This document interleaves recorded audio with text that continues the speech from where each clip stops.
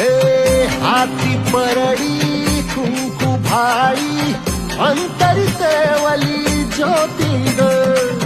भंडाऱ्याची मुठ उधळली पाप जळली कोटी ग सेवेसाठी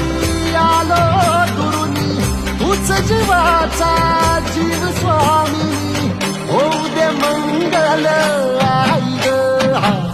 हाती परडी कुंकू भाई अंतरी सेवली ज्योती ग भंडाऱ्याची मुठ उधळली पाप जळली कोटी ग